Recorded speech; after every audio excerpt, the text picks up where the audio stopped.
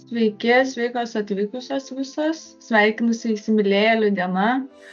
Šiandien mokysimės investuoti, irgi viena iš meilės savo formų.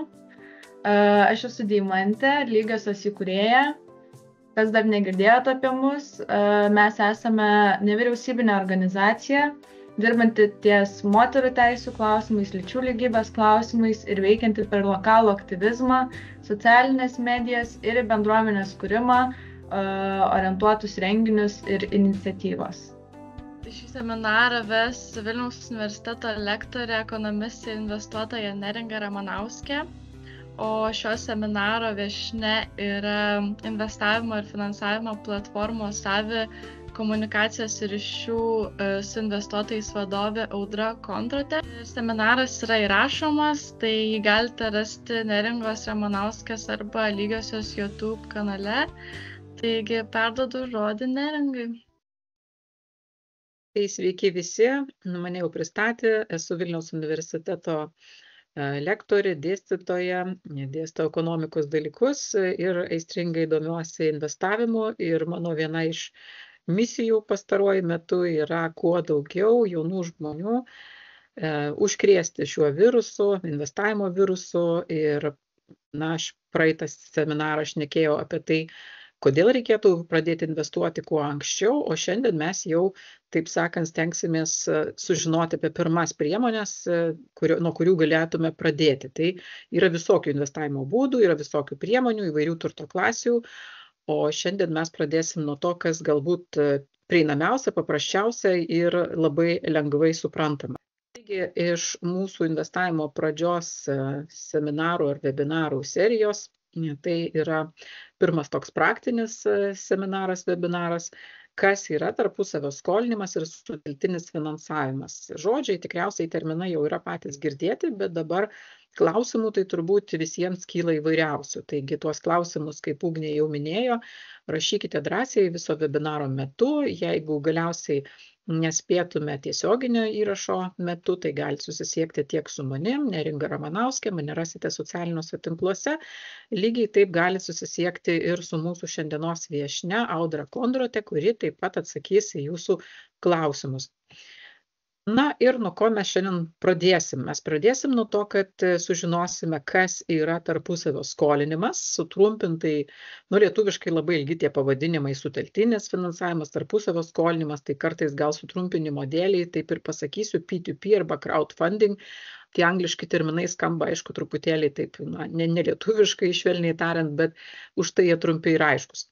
Pasiaiškinsim, kuo yra patrauklus investavimas būtent per tarpusavio skolinimo ir sutelktinio finansavimo platformas, į ką reikia atkreipti dėmesį, kai renkatės platformą, per kurią norite investuoti, kokie yra teisiniai sutelktinio finansavimo veiklos aspektai, kokie yra tarpusavio skolinimo ir sutelktinio finansavimo platformų rezultatai, tai labai trumpai tik tai apie tuos rezultatus, ir pristatysiu jums net keturias platformas, kurios yra labai populiarios Lietuvoje, pačios populiariausios Lietuvoje, nors registruotų rinkos dalyvių skaičius yra didesnis. Žinoma, tai yra išskaitant dar ir užsienio platformas, yra pasirinkimas tikrai nemažas. Tai pristatysiu tai, kas mums turbūt labiausiai girdėta, labiausiai žinoma ir labiausiai prieinama. Taip pat mes turime puikią progą šiandien susipažinti su vienos iš platformų, Savi platformos atstovė Audra, ir ji mums ne tik papasakos, bet ir parodys praktiškai, kaip atrodo pati platformos aplinka, nuo ko pradėti, ką daryti ir taip toliau. Tai tikiuosi visiems bus labai įdomu. Na ir žinoma, kadangi mes jau kalbam apie konkretesnius dalykus šiandien, apie investavimo priemonės, tai Lietuvos banko rekomendacijomis privalau įspėti, kad žinoma, bet koks investavimas yra susijęs su rizika ir ta rizika svarbiausia, kad ji būtų pamatuota, kad kaip praeitą kartą kalbėjom, visų kiaušinių nedėtume į vieną pintinę ir nereikėtų priimti šiandienos mūsų webinaro kaip konkrečių kažkokių rekomendacijų į konkrečias kažkokias priemonės ar konkrečias paskolas investuoti, bet tik tai pasidalinimų įžvalgomis, patirtimi, tokia analizė, kuri galbūt jums padės padaryti labiau pasvertą, labiau pamatuotą sprendimą. Tai kasgi tas tarpusavio skolinimas arba taip vadinamas peer-to-peer. Tai nuo angliško žodžio peer-to-peer, būtent nuo tų žodžių, kuris reiškia žmogus žmogui, kai vieni žmonės skolina, o kiti gali pasiskolinti ir čia nėra tokio tarpininko kaip banko. Taip mes įpratę, kad jeigu norime nusipirkti automobilį, norime iškelti audringas vestuves, meilės diena kaip tik šiandien, tai tada mums reikia kreiptis į banką ir bankas paskolina tokiems dalykams, taip pat ir namui ir dar kitiems mūsų užmojams. Tačiau realybėje šiandien mes turime jau naujus finansinių technologijų instrumentus, fintechus, taip sutrumpintai tariant, kurie leidžia mums rasti kitus žmonės, kurie turi laisvų pinigų ir gali mums paskolinti. Taigi egzistuoja jau šiandien tokios internetinės platformos, kurios palengvina skolinimosi ir skolinimo sandorius ir leidžia skolininkams paskelbti apie tai, kad jie nori pasiskolinti ir tiems, kurie turi pinigų, leidžia investuoti į tas jų paskolas. Taigi platformos išties yra labai reikalingas tarpininkas, todėl kad jis už jūs atlieka labai daug naudingų funkcijų. Tai yra ir paskolos gavėją patikrina, koks yra jo kreditingumo reitingas, ar jis turi kitų įsipareigojimų, ar jo įsipareigojimai neviršyje nustatytų Lietuvos banko ribų, ar jis turi iš ko sumokėti, turi iš ko sugrąžinti ir panašiai, ir atlieka taip pat ir išieškojimo veiksmus. Jeigu jūs, pavyzdžiui, kam nors paskolintumėt iš savo draugų ar giminių, tai visą tai jums reikėtų patiems pasidaryti. Tai yra gerai žinoti, koks iš tikrųjų yra atlyginimas, pavyzdžiui, jūsų draugo arba giminaičio, ar jis tikrai galės jums grąžinti, galiausiai su juo jūs, kažin ar pasirašysit kažkokį rašytinį susitarimą. Tai čia viskas yra atliekama oficialiai, formaliai, visus tuos patikrinimo veiksmus ir sutarčių pasirašymo veiksmus atlieka platforma, galiausiai išieškojimo veiksmus taip pat atlieka platforma, mums lieka investuoti ir džiaugtis rezultatais. Tai iš vienos pusės investuotojai yra tie žmonės, kurie skolina pinigus, ir gauna už juos palūkanus, ir kita vertus jie prisiima ir tam tikrą rizikos dalį, nes taip dalis paskolų gali būti negrąžinta. Tačiau jį gana statistiškai apibrėžta ir jeigu mes visų savo pinigėlių nedėsime į vieną paskolą, tai mes tą riziką paskirstysim per daugelį paskolų ir tada tikėtina, kad tie praradimai bus gerokai mažesni negu tai, ką mes uždirbsime. Todėl grynoji mūsų grąža bus ne tik tai tos pajamos iš palūkanų, kurias uždirbsime, bet taip pat minus tai, ko mes atgal galbūt ir nebegausime. Bet, kaip sakiau, tos uždarbis viršyje tos praradimus gerokai ir mes vis tiek galutiniam rezultate uždirbam.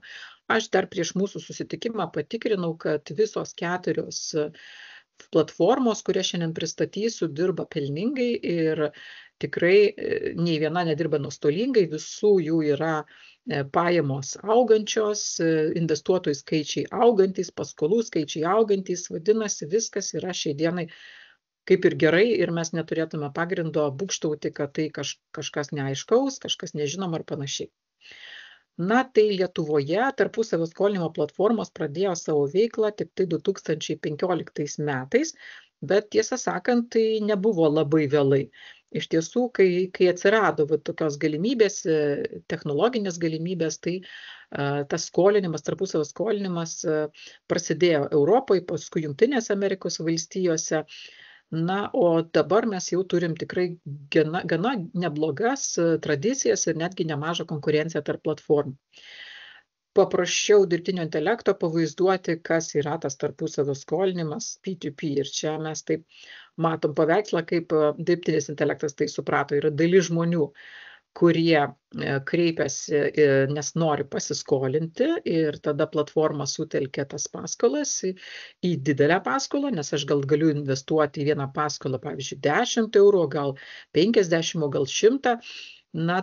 O tas žmogus, kuris nori pasiskolinti, gal nori, tarkim, 10 000, tai žinoma, kad jis iš manęs nesiskolintų tiesiogiai. Todėl platforma surenka tą didelę pinigų sumą ir ją perduoda su visų dokumentų pasirašymu tiem, kam jos reikia.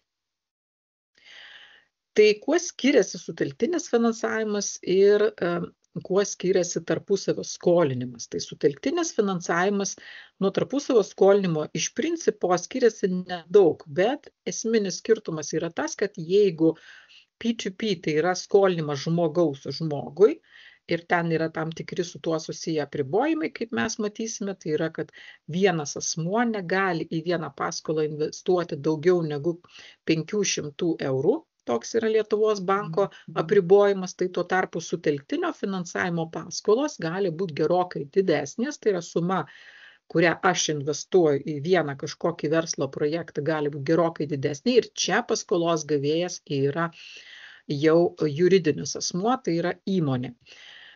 Tai šitą crowdfunding arba sutelktinį finansavimą jį jau reglamentuoja nebe Lietuvos Respublikos įstatymai, o Europos Sąjungos įstatymai. Na ir dėl to mes galime taip pat investuoti per platformas, kurios registruotos ne Lietuvoje, kaip ir užsieniečiai gali investuoti per platformas, kurios yra Lietuvoje ir jie tą sėkmingai beje daro. Tai iš esmės pats veikimo principas yra tas pats, tai yra vėlgi surenkama iš smulkių investuotojų lėšos, jos yra sutelkiamos ir investuojamos į konkrečius projektus pagal jūsų pačių, tai yra investuotojų pasirinkimą. Šiandien aš su jumis kalbu kaip su investuotojais, o ne su paskolos gavėjais, nors gal kažkam reikės ir pasiskolinti kada nors iš tų tarpusavio skolinimo arba sutelktinio finansavimo platformų. Tai išskyrus vieną iš pristatomų šiandien platformų, visos kitos teikia tiek tarpusavio skolinimo, tiek ir sutelktinio finansavimo paslaugas. Savi taip pat teikia tiek vieną, tiek kitą. Ta platforma, kuri neteikia, tai bus Heavy Finance, tai jinai telkia tik sutelktinio finansavimo paslaugą. Na tai va toksai ir skirtumas yra tarp sutelktinio finansavimo ir tarp tarpusavio skolinimo. Dabar apie tai, kuo patrauklus investavimas per sutelktinio finansavimo ir tarpusavio skolinimo platformas. Na tai pradėtume nuo to, kad tai yra vienas iš alternatyvių investavimo būdų. Mes praeitą kartą kaip tik kalbėjome, kad galima investuoti į įvairius dalykus. Dažniausiai, kai mes sakom žodį investuoti, visiems asocijuojasi tai su akcijomis, bet iš ties mes galime ir skolinti. Tai pavyzdžiui, tai prilygtų pirkimui obligacijų, tik tai obligacijas išleidžia įmonės, o čia mes per platformas, per tos finansinius instrumentus teikiame paskolas žmonėms ir teikiame paskolas įmonėms. Tai dėl tos priežasties tai mes priskiriame prie paskolų sferos, taip ir galim tai vadinti alternatyvų investavimo būdu. Kodėl jisai yra patrauklus pradedantiems investuotojams? Nes galima pradėti nuo labai mažų sumų. Kiek mažų mes kalbėsime, kai kalbėsim apie kiekvieną platformą, nes kiekviena platforma truputėlį tas savo žaidimo taisyklės turi savo. Skiriasi jos nelabai reikšmingai, aš specialiai parinkau platformas, kurios yra iš principo šiek tiek panašios, bet ir skirtingos. Tai kuo skiriasi investavimas į paskolas, tarkim, per šitas platformas ir kuo skiriasi investavimas į, pavyzdžiui, akcijas. Tai čia mes galime tikėtis daug mažesnių svyravimų, to vertės svyravimų. Tai yra daug tokios pastovesnės, labiau užtikrintos pajamos ir mes jas gauname kiekvieną mielą mėnesį. Tuo yra patrauklus investavimas vėlgi pradedantiem investuotojam ir investuotojam, kurie nori susikurti tokį nuolatinį pajamų srautą. Yra tik tai tiek, kad tas likvidumas šiek tiek mažesnis negu, pavyzdžiui, akcijų rinkoje. Jūs galite akcijas parduoti, kai tik atsidaro birža, vos ne tuo jau pat. Čia mes galim užtrukti, 2 dienas, kartais savaitę, kol mes parduodam kažkokią tai portfelio dalį. Todėl tie, kurie nori, šiandien aš pasidėsiu 500 eurų, o rytoj gal aš jos jau noriu išsitraukti ir galbūt maksimum apsipirkti. Tai šitaip čia neveikia, čia reikėtų nusiteikti į kažkokį tai laikotarpį, kuris būtų bent jau metai ar porą, o geriausia 5 ar daugiau metų. Ir santykinai aukšta grąža, nominali grąža yra gana aukšta ir priklausomai nuo to, kokia yra rizikos klasė, mes galim tikėtis nuo 9 iki 12% nominalių palūkanų. Tai jeigu ten dalis kokia, tarkim, iki 3% bus ir negrąžinta, tai vadinasi mes šiek tiek mažesnę tą grąžą gausim, negu tai, kas bus teoriškai parašyta, bet vis tiek gausim solidžią grąžą, galim tikėtis dviženklės grąžos ir tai bendrai kalbant apie visas investavimo alternatyvas tikrai yra solidi grąža. Tarpusavio skolinimo sutelktinio finansavimo platformos yra prižiūrimos Lietuvos banko, todėl tai yra santykinai saugu. Vėlgi, jeigu jūs išgirstat kažkokį patrauklų pavadinimą, kažkokią gražią reklamą pamatėte ir norite įsitikinti, kad tai yra platforma, kurią galima pasitikėti, ypatingai jeigu tai Lietuvoje neregistruota platforma, tai aš siūlau būtinai atsidarykite ne pačios platformos, o tos institucijos, kuri ją turėtų prižiūrėti, tai yra vykdo jos priežiūrą, svetainę, Lietuvos atveju Lietuvos banko svetainę ir pasižiūrėkite, ar tikrai yra toks juridinis asmuo registruotas, kokiais yra buveinės adresas, koks yra formalus svetainės adresas, nes vėlgi gali būti apsimestinių visokių produktų ir nepasitikėkite ir būkite atsargus, nes šiai dienai sukčių yra labai daug, o atsiradus dirbtiniam intelektui jų tik tai tikriausiai daugės. Tarpusavio skolinimo ir sutelktinio finansavimo platformos yra labai viskas paprasta, intuityviai suvokiama, tikiuosi šiandien patys tuo įsitikinsite. Ir pajamų deklaravimas tai yra dar vienas saldainiukas ir argumentas, kodėl yra patrauklus šis investavimas būtent pradedant. Jeigu jūs investuojate į akcijas, jums patiems reikia susideklaruoti savo pajamas ir pateikti visokias išrašus, deklaracijas, susimokėti mokesčius. Tuo tarpu, jeigu mes kalbam apie platformas tarpusavio skolinimo ir sutelktinio finansavimo, tai čia ypač jeigu jos yra registruotos Lietuvoje, o jos visos 4, kurias šiandien pristatysiu, yra registruotos Lietuvoje, jums praktiškai nieko nereikia daryti. Atsidarote atėjus laikui deklaruoti pajamas savo preliminarią deklaraciją ir ten platformos jau bus pateikę ataskaitas, jums tai reikės paspausti mygtuką, kad jūs sutinkat, patvirtinate, tai ir viskas ir praktiškai, jeigu jūs neviršysite nustatytos 500 eurų sumos, kuri yra neapmokestinama, tai jūs tada išvis nieko nemokėsite, o jeigu viršysit 500 eurų, sumokėsite tik nuo tos sumos, kurią jūs viršijote tuos 500, sumokėsite 15% lengvatinį tokį tarifą, lyginant su tuo, kaip pavyzdžiui, tai, kai jūs atlyginimą gaunate, apmokestinama iki 42 maždaug procentai iš viso, taip su visom sodrom ir visu kuo kitu. Taip, kad tai yra tikrai labai geros pradžios toksai instrumentas arba priemonių visuma. Tai gerai, aš dabar noriu, tarkim, investuoti per platformą, bet nieko apie jas nežinau. Tai ką man reikėtų atkreipti dėmesį, kai renkuosi platformą?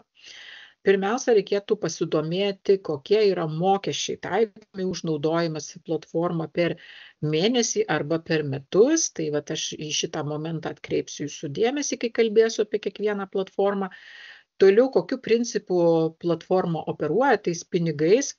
Ar ji turi savo kažkokie elektroninių pinigų įstaigą, ar jinai naudojasi tarpininko paslaugomis. Tai kartais nuo to priklauso, kaip greitai ir lengvai galima tavo sąskaitą papildyti. Ir taip pat kaip deklaruoti vadinamą investicinę sąskaitą, jau jeigu apie tai girdėjote.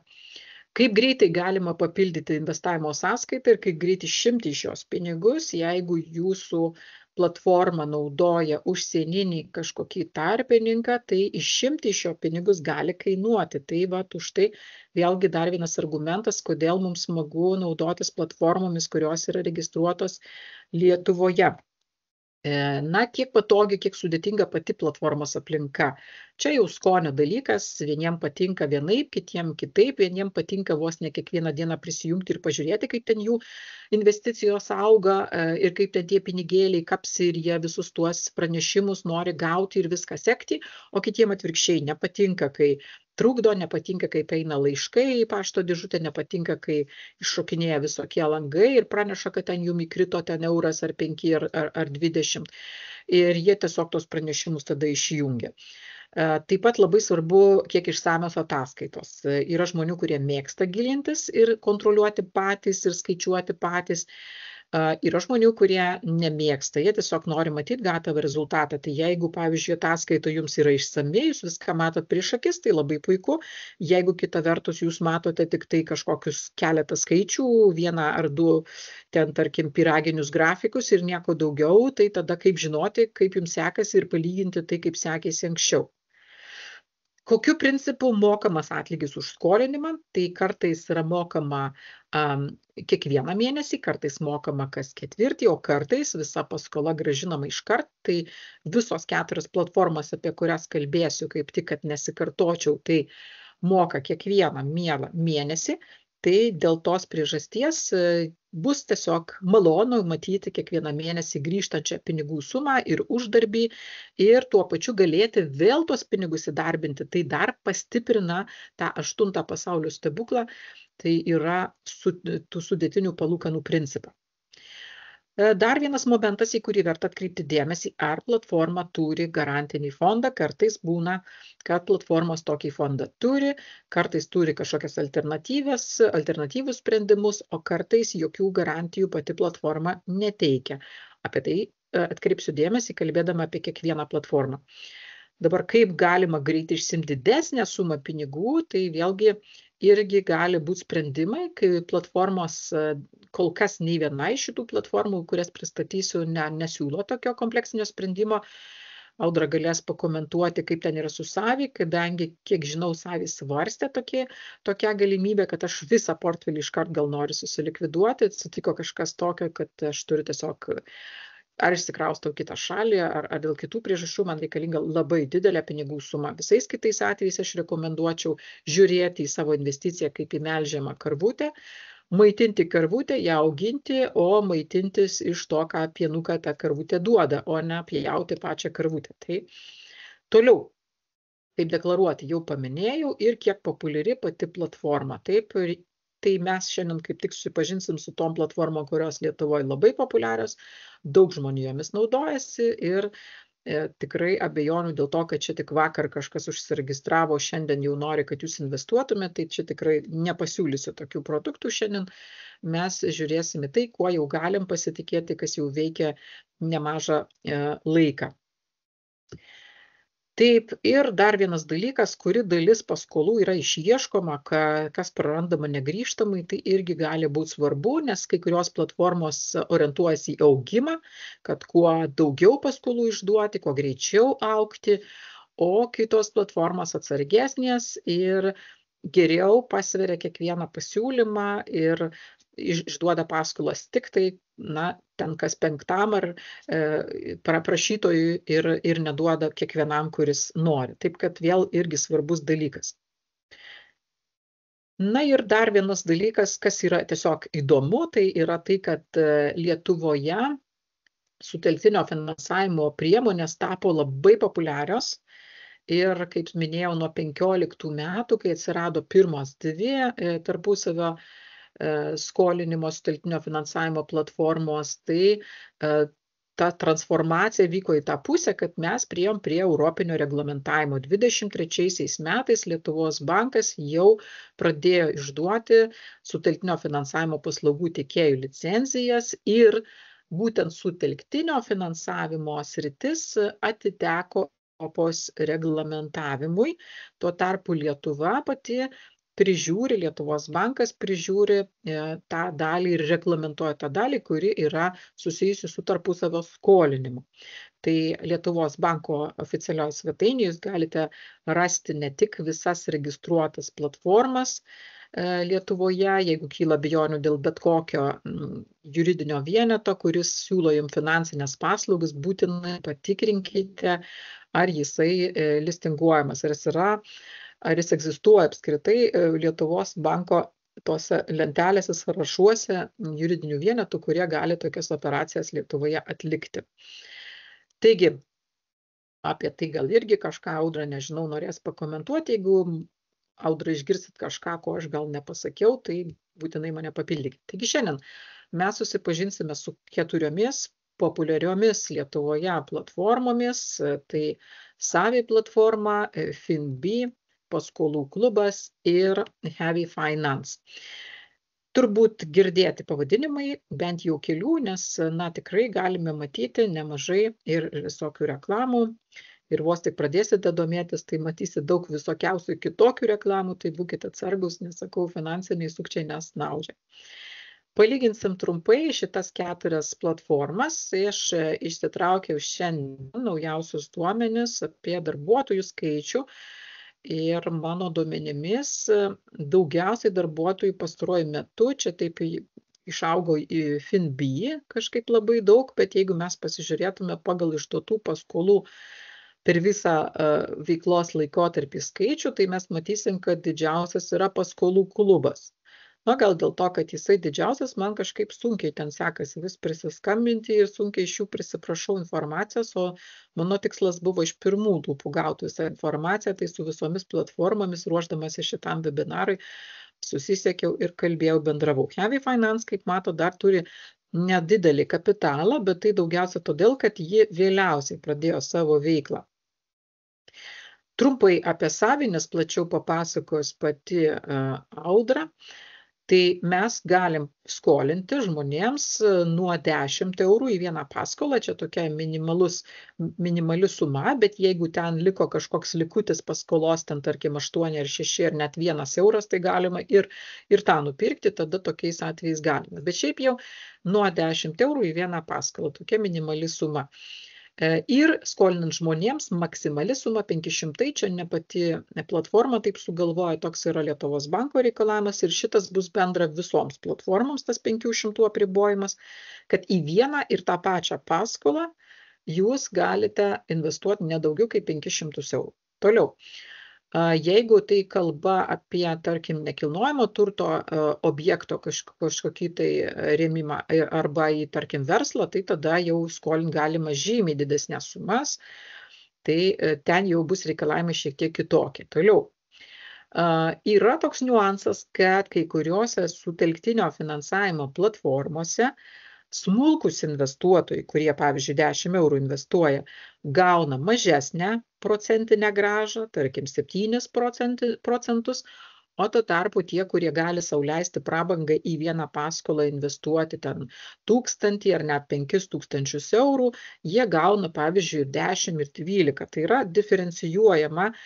grąža, metinė grąža pagal tai, kokią sumą į vieną paskolą investuoja. Tai Savi platforma šitų požiūrių nediskriminuoja savo investuotojų ir visi, nepriklausomai nuo to, ar jūs milijonierius, ar jūs tūkstančiais galite investuoti, ar jūs tiesiog tik tai 10 eurų galite investuoti į vieną paskolą, kaip daugelis investuotojų ir daro, jūs vis tiek gausite tokią pačią procentinę grąžą. Galima susikurti autoinvestavimo profilį ir tai reiškia, kad jums nereikės patiems tikrinti kiekvieną dieną, kiek tenai įkrito ir tuos pinigus vėl įdarbinti, dėl to daryti kažkokį judesį, jūs galite pasitikėti savo sukurtu autoinvestavimo profiliu, kuris už jūs atliks investiciją, kai tik tai horizonte, o tiksliau tariant pačioj platformoje, atsiras nauja jūsų nustatytus kriterijus atitinkanti paskola.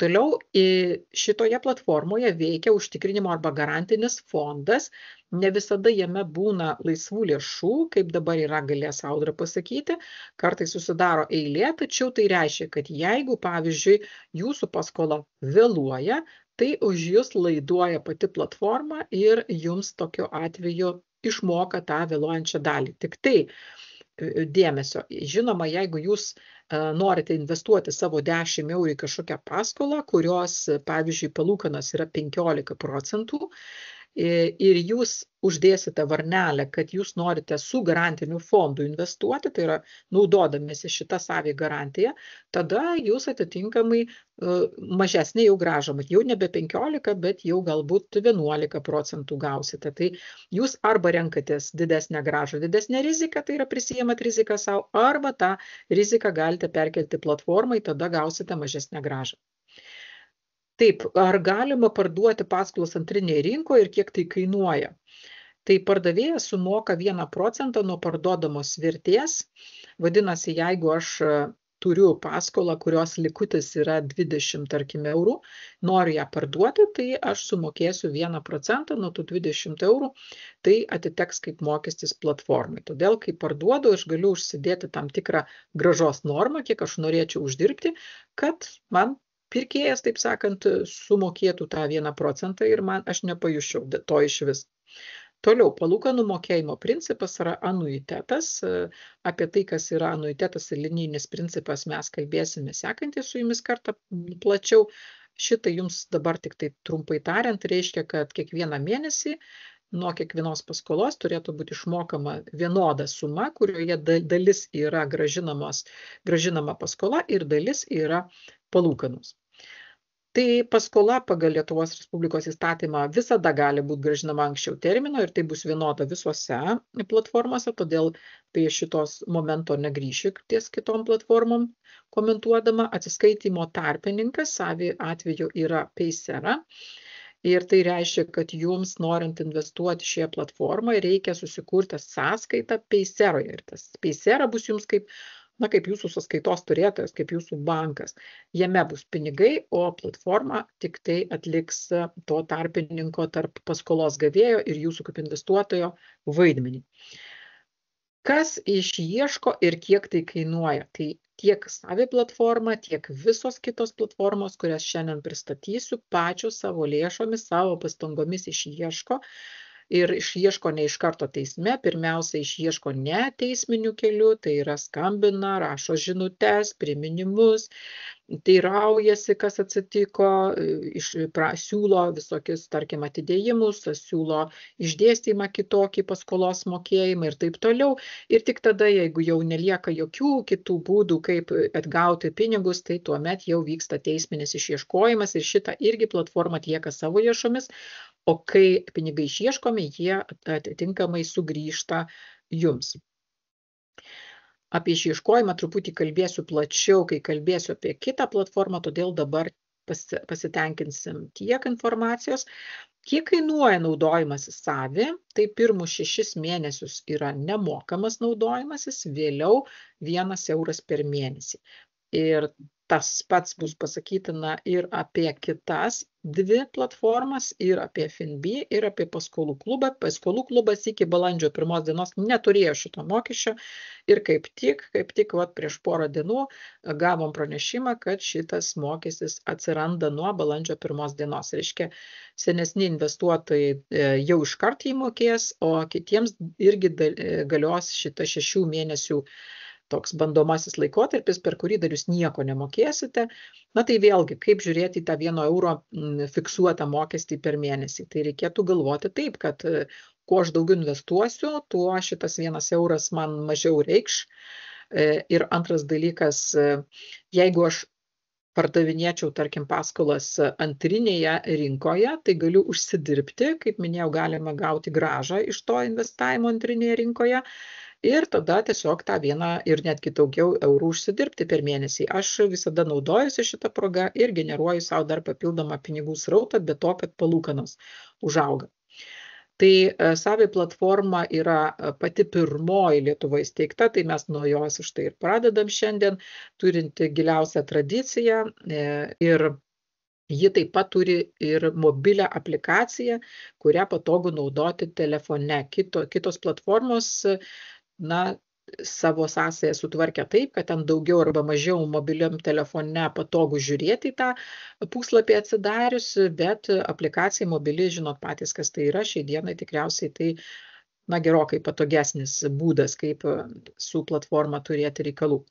Na ir jeigu nuspręstumėte jungtis prie Savi platformos, tai nepraleiskite progos pasinaudoti nuolaidos koduku, kurį pasidalinsiu prie šito video įrašo aprašyme YouTube platformoje.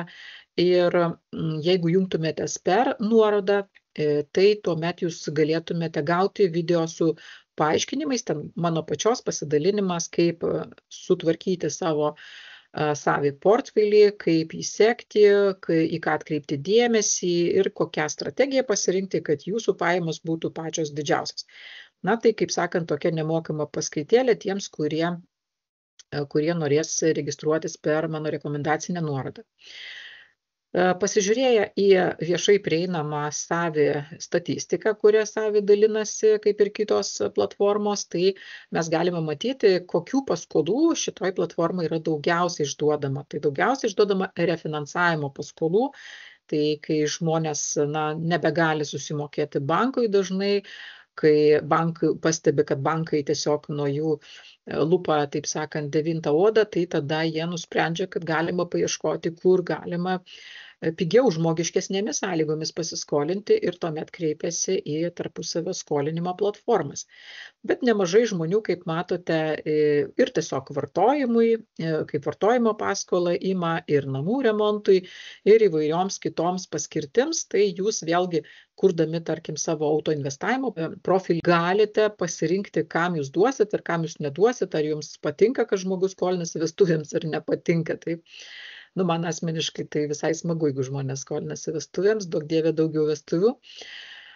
Dabar mes kalbėsim apie FinB platformą. Taigi, kuo ji panaši ir kuo skiriasi. Čia galima skolinti nuo 5 eurų žmonėms ir vėlgi apribojimas viršutinis yra iki 500 eurų. Ir taip pat galima verslui, tada jau yra gerokai didesnis laiptelis ir neberibojama praktiškai viršutinė riba. Taip pat gaunama yra pastovi grąža, galima susikurti autoinvestavimo profilį. Šitoje platformoje nėra garantinio fondo, tai tiems, kurie labai nemėgsta rizikos ir labai nori, kad jau geriau mažiau, kaip sako, geriau tas žvirblis rankoj negu tas briedis lankoj, tai čia šiuo atveju to apsidraudimo varianto nėra kol kas.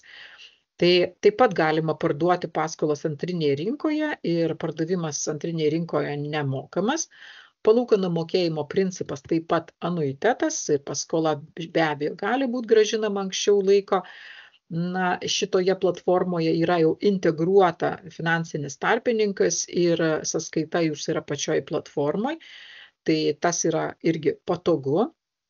Kas išieško ir kiek tai kainuoja, tai kaip ir kitos platformos FinB išieško savo lėšomis. Mokesčiai už platformą tokie pat kaip ir Savi, tai yra pirmi 6 mėnesiai nemokami, o toliau 1 euras per mėnesį nepriklausomai nuo to, kiek jūs būsit investavę, net jeigu 100 000, o tokių portfelių irgi yra, tai vis tiek mokėsite tik 1 eurą per mėnesį ir tai atrodys jums visiškai nereikšminga suma. Įdomu dėlį, platforma pasidalino, kad šiuo metu išieškoma 4,3% visų vartojimo ir apie 3% verslo paskolų. Čia jau kalbam apie teisminį išieškojimą. Ir tikimybė, kad vidutinė paskolos sutartis bus nutraukta, yra apie 11%, reiškia tos neteisybos. Ir paskolų nuostolis, tai yra kiek negrįžta jau ir iš po teismų negrįžta, yra tik tai 1,4. Tai labai nedaug palyginus. Tai vėl aš taip pat pasiūlysiu jums rekomendacinę nuorodą. Kai pati registravausi kažkada, tai nežinojau, kad galima gauti tą naudą ir dėl to nepasinaudojau. Jūs nepraleiskite progos. Jeigu užsiregistruosite per rekomendacinę nuorodą, tai galite gauti 1,5% nuo jūsų pačių per 60 dienų investuotos sumos. Tai vadinasi, jeigu padarysite gerą startą ir įsidėsite savo, tarkim, kažkokias santaupas, tai jums iš karto sugrįž 1,5% premija nuo...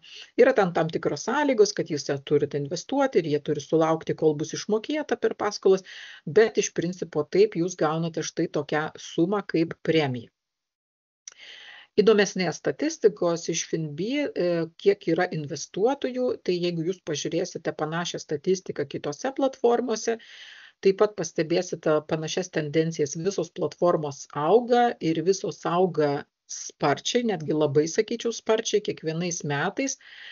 Taip pat yra, kodėl tie atsirado mokesčiai už platformą, atrodo, kam tas euras, jisai toks daugiau nedidelis tas mokestis, bet toks nemalonus lyg ir.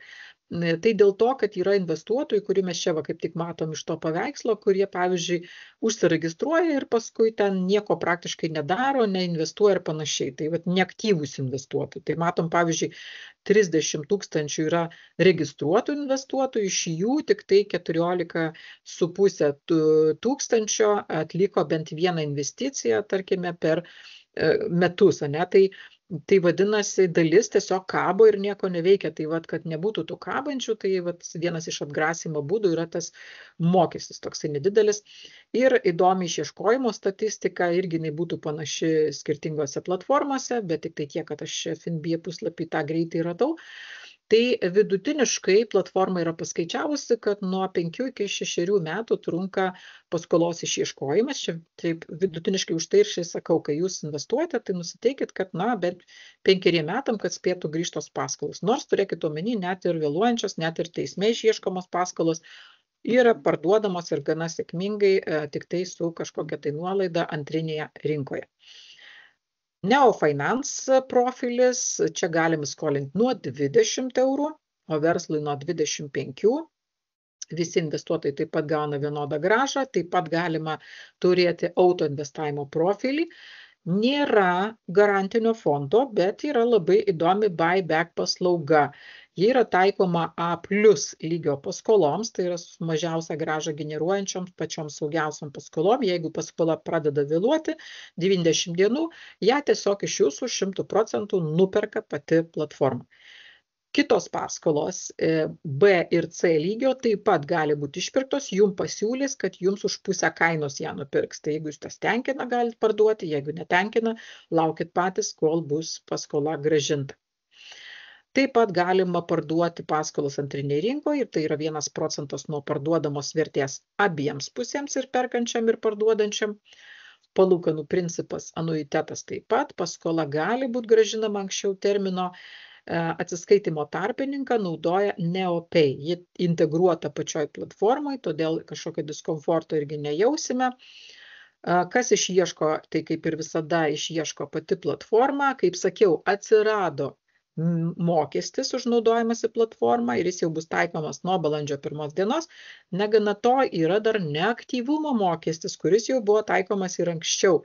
Tai jeigu per 6 mėnesius šioje platformoje kabės jūsų pinigai ir jūs netliksit nei vienos operacijos, tai jums dar vieną ekstra eurą nuskaičiuos kaip neaktyvumo tokį mokestį, bet tikriausiai šitaip nebus, kad jūs jau visai paliksit ir pamiršit, tai dėl to turbūt nereikia sukti galvos.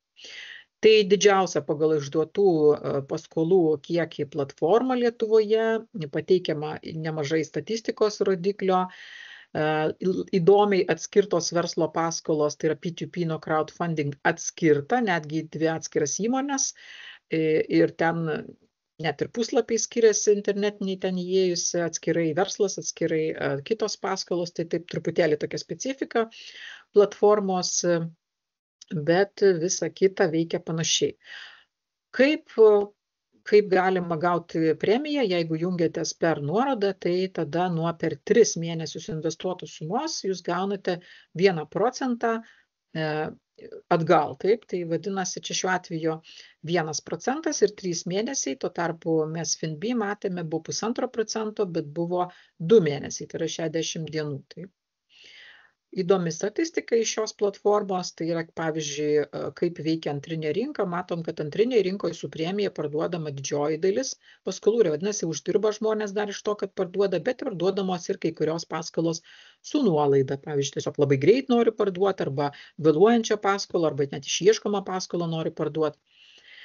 Taip pat ir įdomu, kaip keičiasi vidutinė paskolų palūkanų norma. Panašius grafikus galėtume matyti visų platformų ataskaitose, todėl kad Lietuvoje pradžioje, kai atsirado platformos, tai dar buvo tokia naujiena ir buvo didelės tos palūkanos, paskui priklausomai nuo ekonominės situacijos ir nuo to, kad padaugėjo galimybių skolintis iš įvairių platformų, konkurencija sumažino tas palūkanas. Tai matom tokią mažėjimo tendenciją visų lygių paskolų palūkanų. Na ir Heavy Finance labai įdomi platforma, kitokia negu mūsų 3 aptartos jau vien tuo, kad tai yra skolinama ūkininkams. Žemės ūkio sektoriui. Tai yra labai tokia specifinė investuoti ir padėti ūkiams, kurie yra ne tik Lietuvoje, bet ir kitose ES šalyse, ir Lenkijoje, ir Vengrijoje, kaip matysit, ir Bulgarijoje, taip toliau. Čia minimali suma, kurią galima skolinti, yra nuo 100 eurų. Visi investuotojai negauna vienodos grąžos skirtingai negu 3 aptartose prieš tai platformose. Čia jau priklausys nuo to, kiek jūs investuosite į tą paskolą. Galima susikurti savo autoinvestavimo profilį, nėra užtikrinimo fondo. Jeigu norite parduoti paskolą antrinėje rinkoje, tai kainuos taip pat 1% nuo parduodamos vertės, kaip daugumai platformų. Palūkanų mokėjimo principas anuitetas išmokama kiekvieną mėnesį, paskola taip pat gali būti grąžinama anksčiau termino. Ir 95% paskolų taip pat yra su įkeitimu. Kas yra įkeičiama šitose paskolose? Įkeičiami traktoriai, ekskavatoriai ir visokia kitokia žemės ūkio technika, ten kombainai ir panašiai. Atsiskaitimo tarpininkai yra Paysera, kaip ir Savi, ir Lemonway, tai yra užsieniečiams taikoma, tai šitas jau tarpininkas yra mokamas, tai mums jisai nėra aktualus, Paysera mums nekainuoja, mes naudojam lietuviai Paysera. Skaičiuojami delspinigiai nuo vėluojančios įmokos po 0,1% per dieną, delspinigiai skaičiuojame ir kitose platformose. Beje, tai šito nepaminėjau, tai jeigu paskola vėluoja, tai yra priklausomai nuo to, kokia ten sutartis pasirašyta, tai skaičiuojami delspinigiai ir taip pat, kai jau paskola nukeliauja į teismą, tai dar skaičiuojamos procesinės palūkanos, kurios yra 5 metiniai procentai. Taip, na ir ši platforma kol kas mokesčių už naudojimas jie neima, bet tendencija tokia, kad visose platformose tie mokesčiai randasi anksčiau ir vėliau. Tai toksai nišinis instrumentas, nišiniam žemės ūkio sektoriui. Taip pat yra galimybė investuoti į taip vadinamas žalias paskolas ir remti tvarų ūkininkavimą. Yra geografinė diversifikacija ir visos paskolos yra su įkeistu kilnojamu turtu. Tai tas yra vėlgi kažkoks papildomas garantas. Čia garantinio fondo nėra, bet už tai yra štai tokia alternatyva. Na ir šiuo metu išieškoma apie 5% nuo visos vertės. Platforma džiaugiasi, kad kol kas neišieškotų paskolų nėra, bet jie veikia tik nuo 20 metų, todėl ir dar turbūt nereikia per daug stebėtis. Na ir taip pat ši platforma siūlo premiją 2% nuo jūsų suinvestuotos per 30 dienų sumos, todėl jeigu nuspręstumėte ją pasirinkti, tai būtinai pasinaudokite rekomendacinę nuorodą. Tai pabaigai noriu grįžti prie savo kvietimo, investuokite ir išeikite iš užburto rato. Ačiū už jūsų dėmesį, o dabar mes tikimės, kad pamatysime, kaip viena iš platformų veikia ir paprašysime Audros, kad ji mums pristatytų Savi. Sveiki visi. Tikrai tokia simbolinė diena, meilės diena ir kalbam apie investavimą, nes tai tikrai viena iš meilės savo formų. Ir, tik svarbu paminėti, kad nepakanka mylėti save ar savo partnerį ir daryti siurprizus per šią Valentino dieną. Meilė, kaip ir investavimas, reikalauja įdirbio, reikalauja pastangų tam, kad tikrai galėtumėm džiaugtis tvariais finansais, tvariom investicijom. Tai manau iš tikrųjų, kad investavimas į tarpusavio skolinimą ir sutelktinį finansavimą tikrai yra gera priemonė užsitikrinti stabilias, pasyvias pajamas, išnaudoti sudėtinių palūkanų efektą, nes investicijų dalis ir palūkanos grįžta kiekvieną mėnesį ir taip auginti savo turtą. Ir tada, sakant, ne tik nusipirkti vieną rankinę ar vieną procedūrą, mes moteris mėgstame save palepinti tuo, o galėti sau leisti kur kas daugiau. Tai aš atstovauju taip Savi platformą, tai yra pirmoji platforma Lietuvoje, įkurta prieš 11 metų. Pirmoji platforma apskritai pasaulyje buvo įkurta Jungtinėje karalystėje, kaip minėjot, prieš 20 metų. Tačiau pinigų skolinimas, sakyčiau, tai yra vienas seniausių pinigų įdarbinimo instrumentų. Dar prieš 5000 metų žmonės sugalvojo, kad skolindami pinigus kitiems, jie gali gauti daugiau, gauti palūkanas kažkokia tai vienokia ar kitokia forma.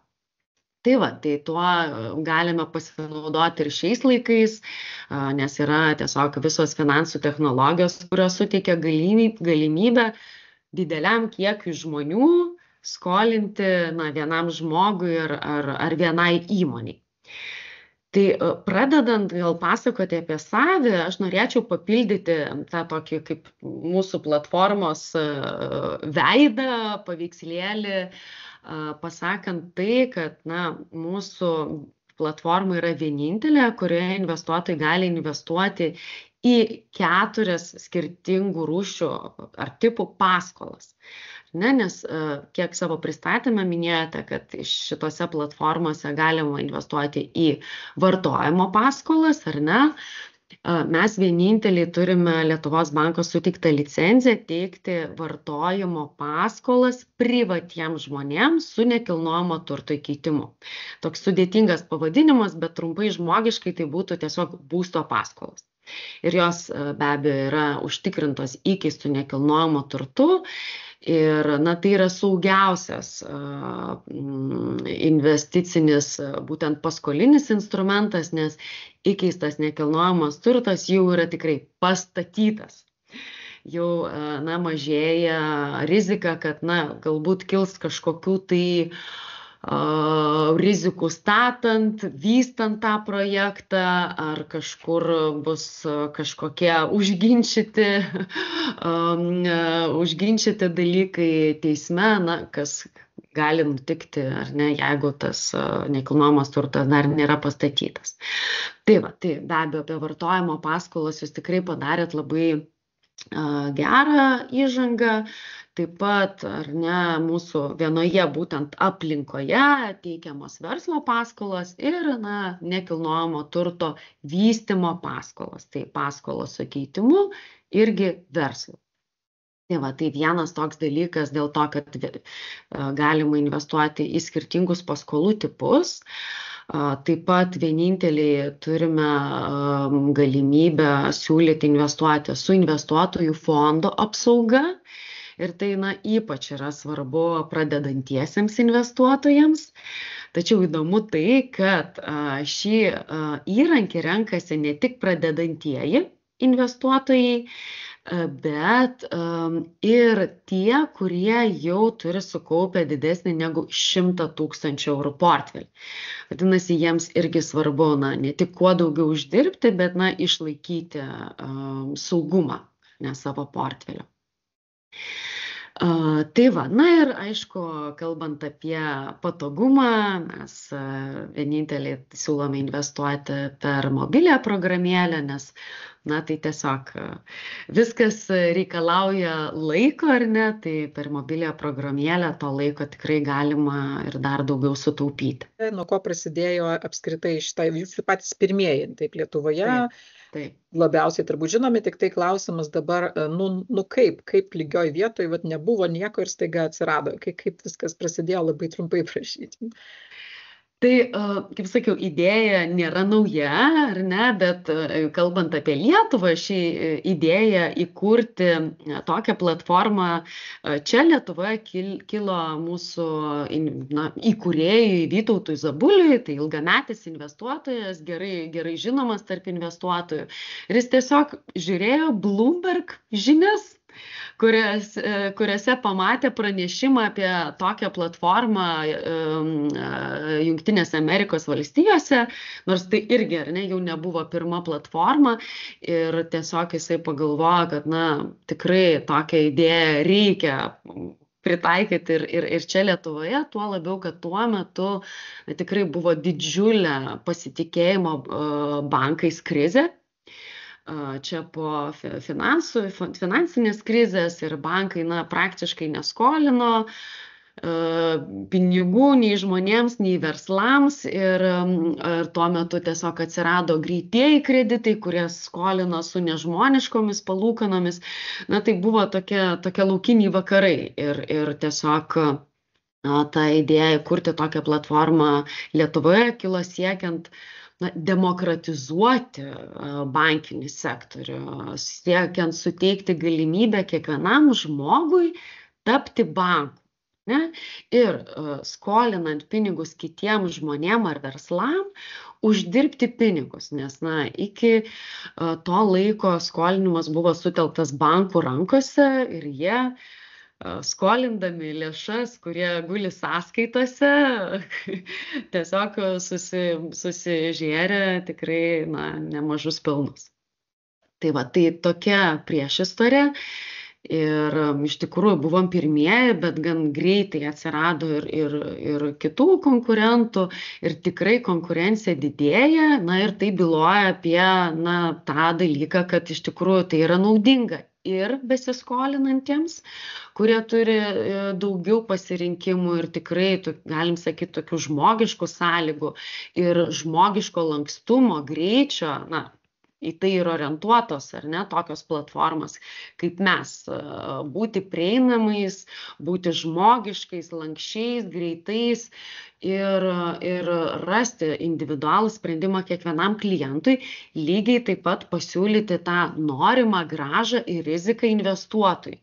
Nes investuotojas pats gali rinktis, ar ne, kam skolinti, su kokiom palūkanom skolinti ir kokią riziką prisiimti. Nes be abejo, kuo didesnė grąža, tuo didesnė ir rizika. Ar ne? Ir tikrai noriu priminti, kad investavimas yra susijęs su rizika. Tiesiog mes stengiamės pasiūlyti kuo daugiau instrumentų investuotojams, kaip tą riziką geriau valdyti. Tai vienas iš tų instrumentų yra investuotojų fondas. Kitas yra, sekantis žingsnis, kurį norisi užakcentuoti, tai kad investuotojai, pradedantysis investuotojai turi įsivertinti reitingus ir suprasti, ką tai reiškia ir suprasti, kad tas reitingas, tai paprastai yra raidės nuo A iki E ir nusako riziką. Ne? Tai A tai reiškia mažiausia rizika ir mažiausia grąža ir kuo, kaip sakant, raidės seka toliau, tuo reiškia ir rizika, ir grąža didesnė. Ir tai yra toks labai geras orientyras, investuojant. Dėkui, gal kaip tik, kadangi jūs paminėjote grąžos skirtumus, gal po ranka turi tą statistiką, tai kiek vidutiniškai uždirba Savi portfelis. Žinau, kad Savi platforma pati investuoja į visas paskolas, bent dalį. Ir tada klausimas, tai kokia ta grąža gali būti, nuo kokios iki kokios ir kokia yra vidutinė svertinė Savi portfelio grąža. Tai gal pirmiausia, aš pradėsiu nuo tokios skaidrės, kurioje matosi visi 4 paskolų tipai - vartojimo paskolos, būsto paskolos, verslo paskolos ir nekilnojamo turto vystymo paskolos. Ir čia labai gerai matosi grąža visų pirma.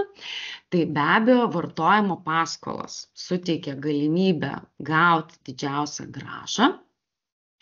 Tuo tarpu mažiausia grąža yra investuojant į būsto paskolas, bet tai yra, kaip sakiau, saugiausias paskolinis produktas. Dėl to, kad yra įkeistas nekilnojamas turtas, kuris jau yra pastatytas. Tiesa, reikia įvertinti tai, kad tokiu atveju yra ir didžiausias paskolos terminas. Investuojant į būsto paskolas dar norėčiau atkreipti dėmesį, kad yra šiek tiek didesnis tas minimumas, tai yra 100 eurų, o maksimali investicija gali būti 1000 eurų. Dabar, kalbant apie verslo paskolas, grubiai galima sakyti, ar tai yra tiesiog verslo paskola apyvartiniam lėšom ar investicijoms, kuri yra išduodama su kažkokiu įkeistu turtu. Tai gali būti ir nekilnojamas turtas, bet nebūtinai. Tai grąža, arba jeigu tai yra nekilnojamo turto vystymo paskolos, tai grąža bus 12–13%. Čia jau yra garantijos didesnės. Ir dar vienas šių paskolų patrauklumas, kad yra trumpi terminai. Tai nuo 9 iki 17 mėnesių kažkur tai. Taip pat kitas privalumas, kad čia galima investuoti nuo 10 eurų ir neribotą sumą, tai tie, kurie nori susikurti didesnį investicinį portfelį, be abejo, kad įtraukia verslo paskolas į savo akiratį. Tačiau vartojimo paskolos tikrai mūsų platforma išlieka patraukliausių pasirinkimų būtent dėl grąžos. Taip, čia nėra jokio įkeisto nekilnojamo turto ar kažkokio kito turto, tačiau investuojant į vartojimo paskolas galima rinktis minėtą investuotojų fondą.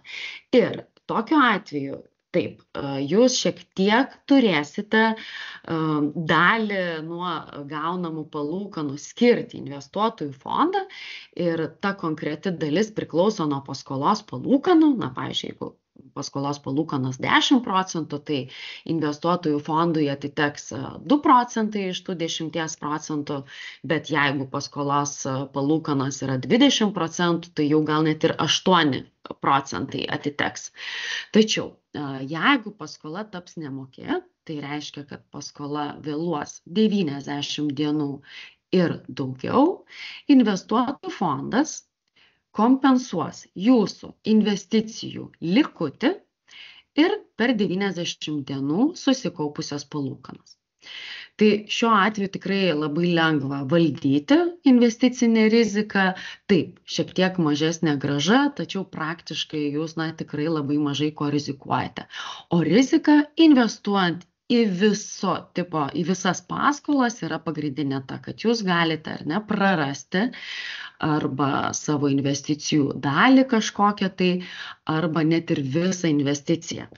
Todėl tikrai svarbiausia labai pasirinkti savo investavimo strategiją ir diversifikuoti. Diversifikacija iš tikrųjų yra auksinė investavimo taisyklė, kitaip sakant, nesudėti visų kiaušinių į vieną pintinę ir tai reiškia investuoti ir kuo mažesnėm sumom į kuo didesnį skaičių paskolų. Tai, jeigu, pavyzdžiui, investuojate 100 eurų ar ne į vieną paskolą, tai, jeigu ta paskola taps nemoki, tai, tikėtina, kad jūs tada prarasite tik būtent šitą dalį, o ne, pavyzdžiui, 100 000.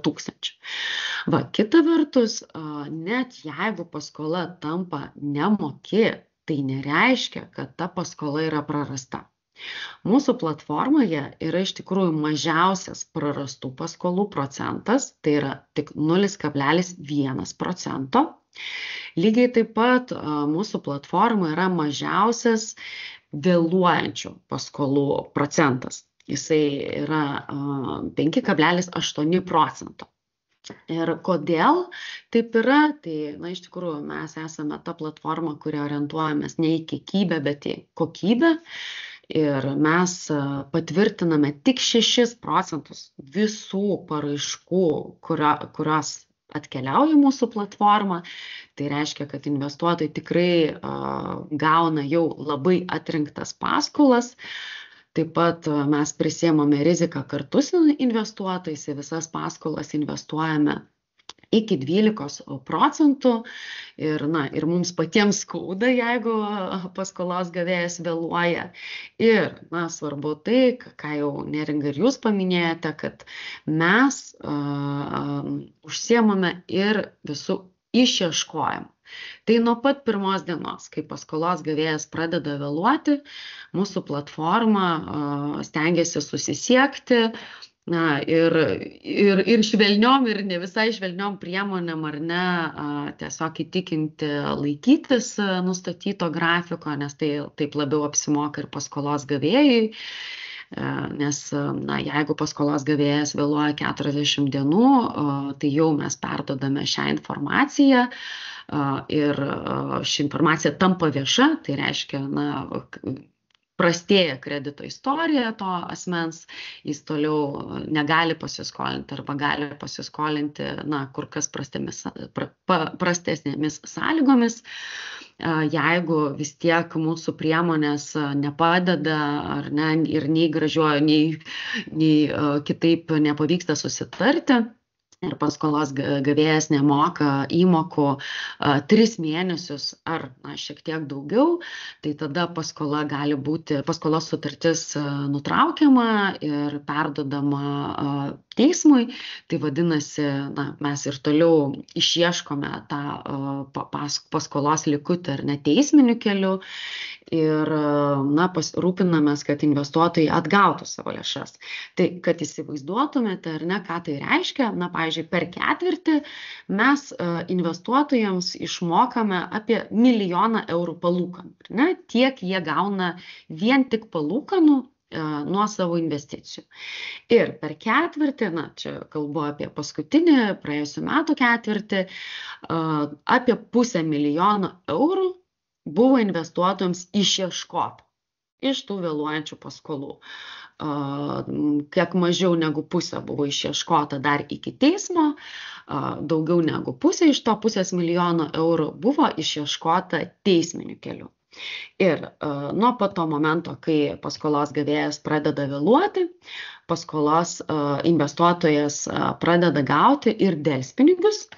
O jeigu paskola sugrąžinama teisminiu keliu, investuotojai gauna papildomai procesinės palūkanas. Tai čia yra tokia papildoma grąža už tą kantrybę, kol bus išieškota paskola. Šiaip statistiškai išieškome apie 60% visų nemokių paskolų maždaug per 6 metus. Aišku, būna visokių ir kitokių atvejų, nes kiekvienas atvejis yra labai individualus, bet čia tokia vidutinė statistika. Sekanti skaidrė, kurioje matosi savi grąžos palyginimas su kitomis turto klasėmis.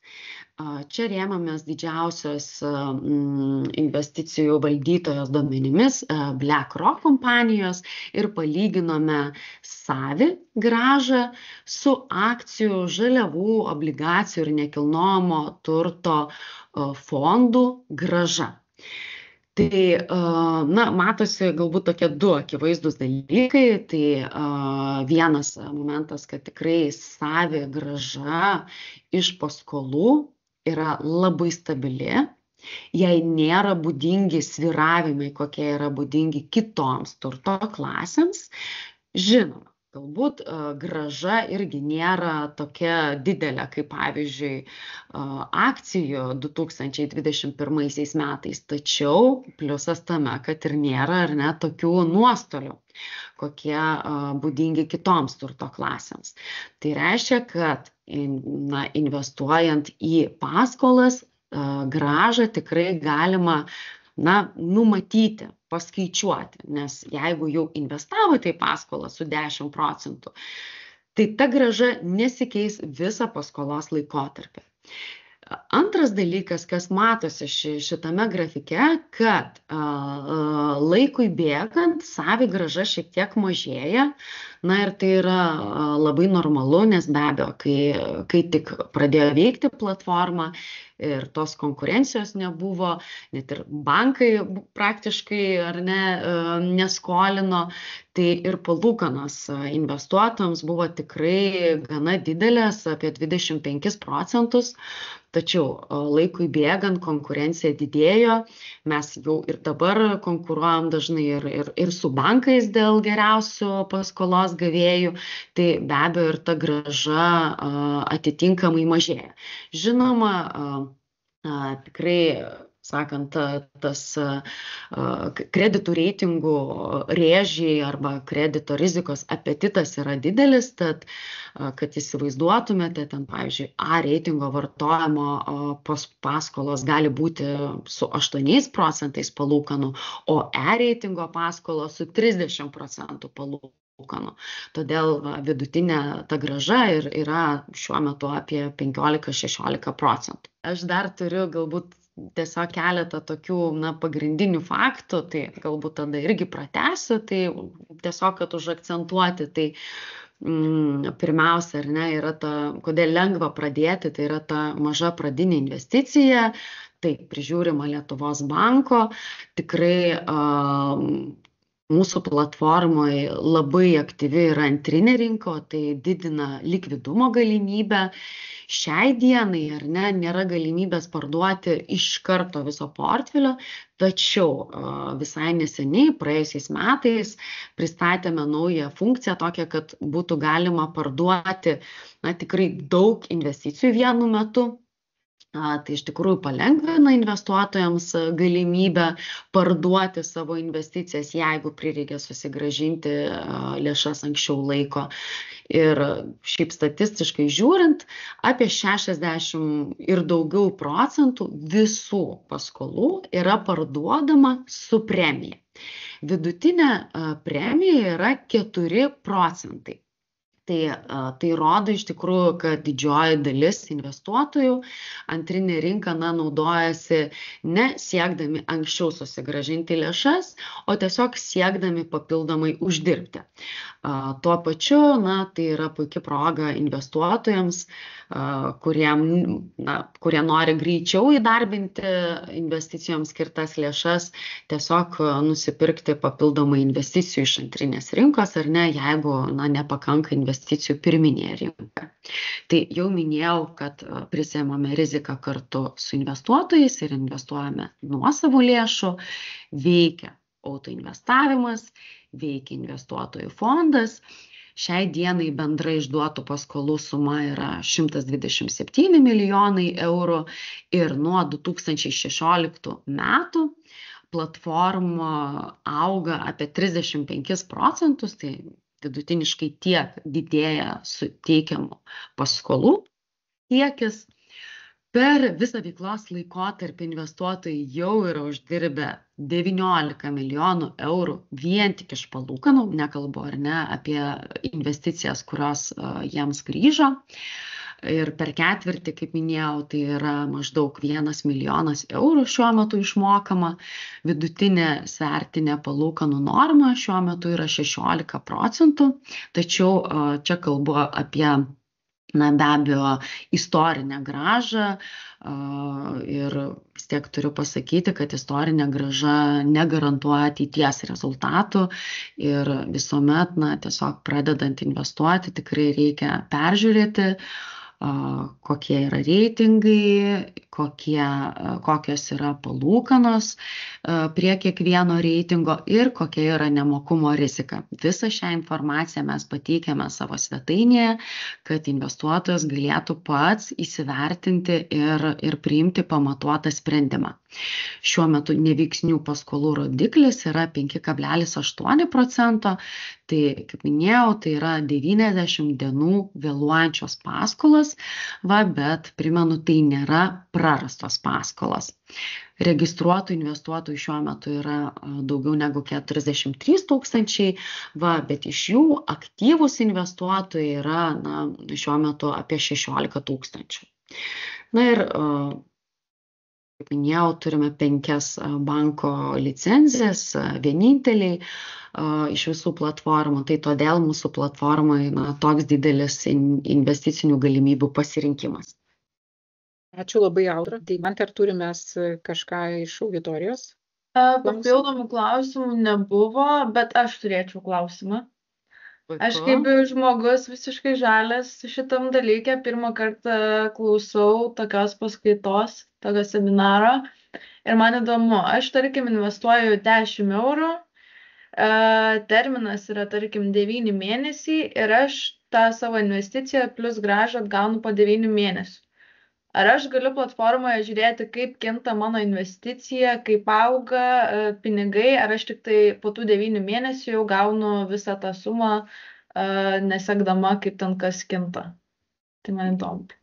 Geras klausimas, nes lyg atrodo ir aš ir Neringa kalbėjom, bet taip, tikiu, kad pradedantiesiems daug tų klausimų kyla, tai iš tikrųjų kiekvieną mėnesį jau grįžta ir investicijų dalis, ir palūkanos. Ir aš po to vėliau prisijungsiu prie platformos ir galėsiu parodyti, ar ne, ką investuotojas mato. Aišku, jau ten bus didesnis portfelis, bet jis mato, ar ne, koks yra šiuo metu jo aktyvus portfelis ir kiek jis galėtų gauti ateinantį mėnesį ar ten metus, jeigu daugiau nepadarytų nė vienos investicijos. Tai tikrai investuotojas gali stebėti daug dalykų savo investuotojo paskyroje. Tada dar vienas iškart klausimas. Pas jūs yra tarpininkas Paysera. Tai ar tie pinigai grįžta į kažkokį kaip akauntą, kaip portfelį ten toj jūsų platformai, ar tiesiai man į sąskaitą jie grįžta? Taip, susieta su Paysera ir visada pinigai grįžta į jūsų Paysera asmeninę sąskaitą. Ar ne? Jeigu jūs investuojate ar ne, tai irgi lėšos investicijoms visada bus laikomos jūsų asmeninėje Paysera sąskaitoje, investuosite ar ne, tai be abejo jos investuosis, o grįš visada į jūsų sąskaitą ir jeigu nuspręstumėte naudotis investicinės sąskaitos režimu, tai tiesiog pagrindinis patarimas būtų tą Paysera sąskaitą ir naudoti investicijoms. Ir tada viskas bus kur kas paprasčiau. Man visokių minčių irgi kilo beklausant. Tai pirmiausia, jeigu, pavyzdžiui, pastebėjote ir Heavy Finance irgi naudoja Paysera, tai pavyzdžiui, geriausia būtų iškart Payserui susikurti sąskaitą ir galva viena bus pagrindinė sąskaita, iš kurios gal ir prekes kažkokias pirksit, nes būna nemažai visokių svetainių, kurios per Paysera atsiskaitimus priima.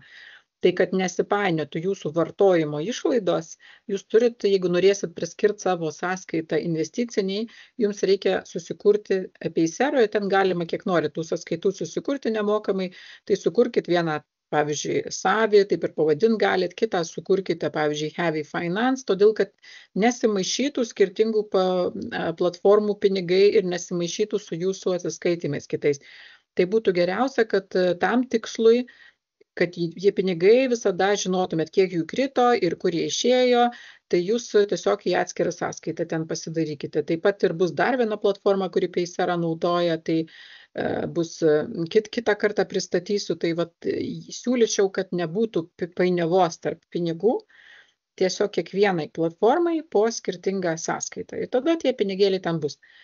Ir dabar tada norėjau paklausti, dažnas toks klausimas kyla žmonėms beklausantiems, o kasgi bus, jeigu ta platforma jums ir vieną dieną jos kažkaip neliks. Nuspręs nutraukti tą veiklą, pavyzdžiui, pasižiūrės gal tai nepelningai ir nuspręs užsidaryti savę. Tai kas tada su mano tais visais pinigais įvyks? Čia toks klausimas, kurį dažnai girdžiu. Tai gal tada mes pamėginkim atsakyti šitą klausimą, Audra? Taip, tai iš tikrųjų normalus klausimas, tikrai ir aš taip pat dažnai jo sulaukiu. Tai tada šioje vietoje gal norėčiau priminti, kad mes esame platforma prižiūrima Lietuvos banko ir vienas iš reikalavimų Lietuvos banko yra tas, kad mes turėtumėm veiklos tęstinumo planą, kurį mes turime ir jisai taipogi yra pasitvirtintas su Lietuvos banku ir jisai nuolat yra atnaujinamas ir tame tęstinumo plane, yra aiškiai labai detaliai aprašyta, kas būtų daroma, jeigu platformos veikla nutrūktų. Tai pagrindiniai principai būtų tokie. Tai iš vienos pusės būtų stabdomas naujų paskolų išdavimas, būtų paskirtas laikinas bankroto administratorius, kuris ir toliau surinktų įmokas iš paskolų gavėjų, tai reiškia, kad paskolos gavėjai ir toliau mokėtų įmokas, ar ne, o laikinas bankroto administratorius tada, ir toliau mokėtų lėšas investuotojams. Šioje vietoje investuotojai nieko neprarastų. Ir tada ilgainiui būtų ieškoma, kas tuomet nupirktų visą platformos investicijų portfelį, kad ir toliau būtų atsiskaitoma su investuotojais. Nes iš esmės sutartis sudaromos ne tarp platformos ir paskolos gavėjo. Tai yra trišalė sutartis tarp platformos, investuotojų ir paskolos gavėjo. Tai tos sutartis ir yra, kaip sakant, toks saugumo užtikrinimas investuotojui, kad jo teisės būtų, kaip sakant, kad jo teisės ir toliau galiotų. kad ir toliau jo investicijos grįžtų. Tai va, tik tiek, kad tikrai esame stiprus šiuo metu kaip niekad anksčiau, stabiliai augame, tikrai labai stipriai investuojame į platformos, į funkcionalumus. Praėjusiais metais daug tikrai atnaujinimų buvo pristatyti investuotojams ir nauja ataskaitos forma su daug daugiau duomenų, prognozių, antrinės rinkos funkcionalumai ir tikrai pabaigti daug planuotų dalykų mobiliojoj programėlėj, tai iš tikrųjų esam pasiruošę ir toliau augti. Paantrinsiu, kiek aš laiko naudoju jau savį, tai kol kas matau, kad tik investuojama, tik plečiamasi, tik tai didinama paslaugų apimtis ir kokybė, bet nesimato jokių nei stagnacijos požymių, nei kažkokių kitokių. Tai gal mes, Audra, galim pasižiūrėti, jūs žadėjote parodyti aplinką mūsų klausytojams, taip norim pasižiūrėti, kaip ten viskas atrodo. Taip, tai čia matosi, ar ne, toks pirmas langas, kurį pamatytų prisijungęs investuotojas, ar ne? Tai pirmiausia, jis mato pirminę rinką, tai yra ta vieta, kur jisai gali pasirinkti, į kurias paskolas investuoti. Ne? Ir mes čia matome vartojimo paskolas, čia yra verslo paskola, akivaizdu, kad vartojimo paskolų yra daugiausia. Taip pat tuo pačiu paminėsiu, kad mes esame tikrai socialiai atsakinga platforma ir ne tik sutelktinio finansavimo, bet ir sutelktinės paramos platforma ir kviečiame investuotojus prisidėti prie socialiai atsakingų iniciatyvų. Tai ir šiuo metu vyksta socialinis projektas, kur galima paaukoti radarom. Bet grįžtu tada prie paskolų, ar ne, ir trumpai pasižiūrėkim, ką galime mes nuskaityti. Tai, pavyzdžiui, vartojimo paskola, ar ne, matosi tikslas, tai yra refinanssavimas, tai reiškia, kadangi tikrai konkurencija tarp kredito įstaigų šiuo metu didelė, daug yra reklamų ir, tiesiog žmonės norėdami susimažinti savo mėnesinių mokėjimų naštą, ar ne, kreipiasi skirtingas įmonės pasilyginti sąlygas, ar ne, ir eina ten, kur pigiau. Tai mes šiuo atveju irgi tikrai dažnai teikiam refinansavimo paskolas, kai reiškia, apjungiam galbūt kelis įsipareigojimus į vieną ir arba suteikiam kažkokį papildomą likutį, arba nebūtinai, tiesiog tik apjungiam keletą kreditų į vieną geresnėmis sąlygomis. Tai matosi paskolos suma, terminas, metinės palūkanos, ar ne, 10%. Čia tokia papildoma informacija, tai matosi, kad mes jau investavome kaip platforma 12%, čia 15 yra įmokos mokėjimo diena. Čia matosi, kad paskolos gavėjas turi nekilnojamą turtą, butą ir čia irgi pasakysiu, esame vienintelė iš platformų, kurie visais atvejais tikrina, ar paskolos gavėjas turi nekilnojamo turto. Tai reiškia, kad net jeigu paskolos gavėjas nurodo, kad turi turto, mes patikriname nekilnojamo turto registre. Tas turtas nėra įkeistas, tačiau be abejo tai yra vis tiek papildomas toks saugumo užtikrinimas ir neretai tas turimas turtas mums padeda išsiieškoti paskolą, jeigu ji tampa nemoki. Tada matosi, kad sufinansuota 30%, tai reiškia, kad yra dar galimybė investuoti ir čia matosi reitingas. Tai kaip sakau, A yra aukščiausias reitingas ir čia užėjus ar ne su pelyte, taip ir matosi, kad nuo A1 iki A3 tai yra aukštas patikimumas ir atitinkamai toliau tas patikimumas mažėja. Ir dar mūsų puslapį iš tikrųjų irgi yra skiltis investavimo rizika, tai ten dar galima detaliau pasižiūrėti, kokia galėtų būti ta nemokumo rizika, bet maždaug, jeigu kalbam apie A reitingą, tai gali būti apie 1%.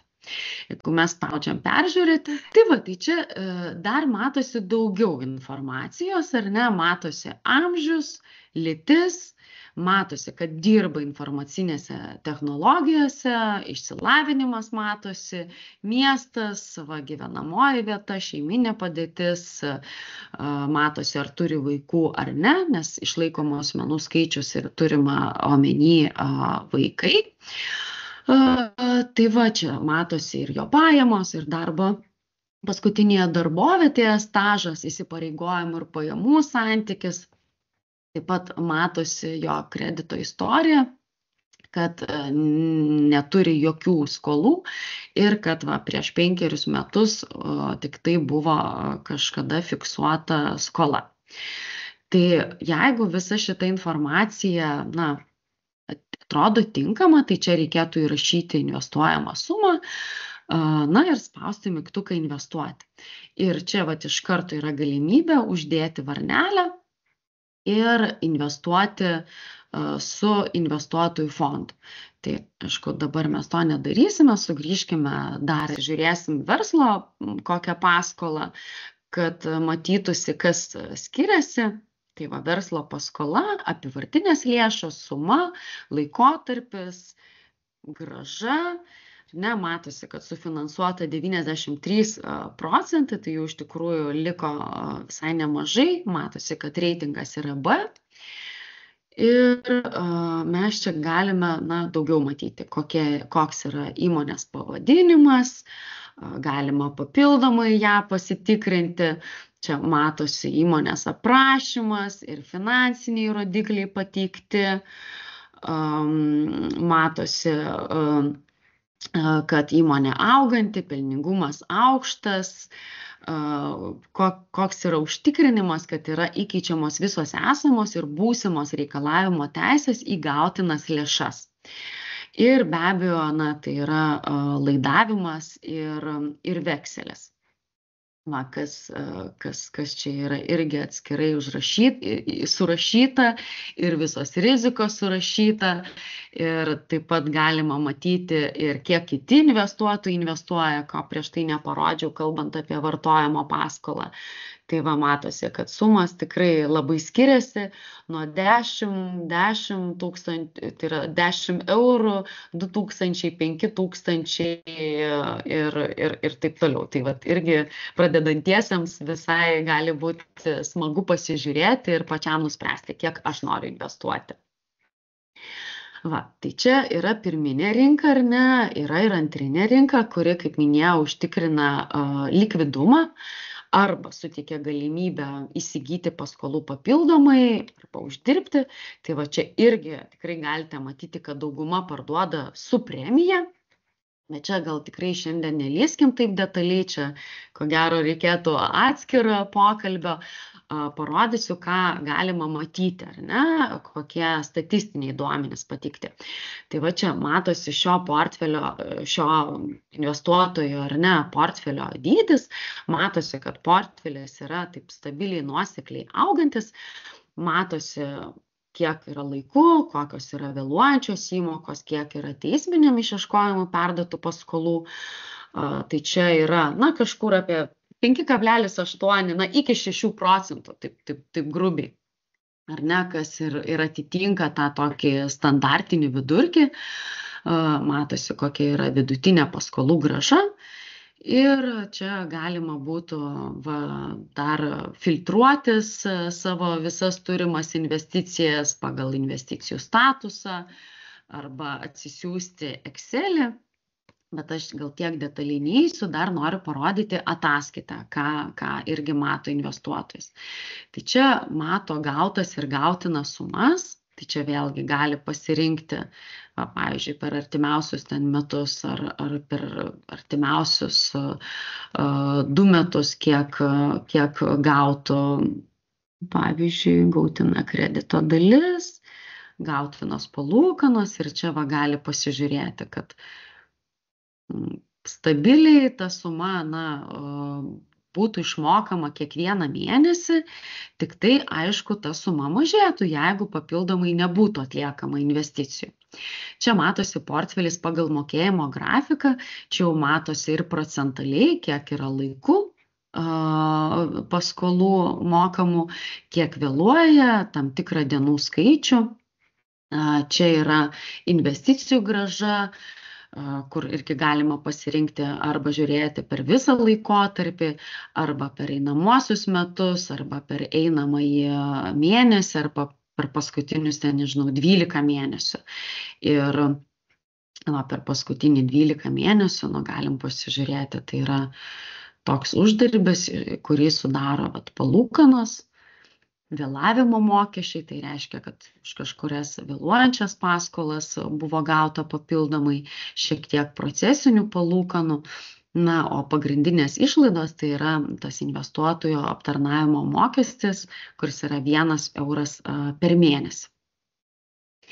Čia padetalizuotos vėluojančios paskolos, čia jeigu būtų investuota su investuotojų fondu, čia būtų rodoma, kiek buvo investuota.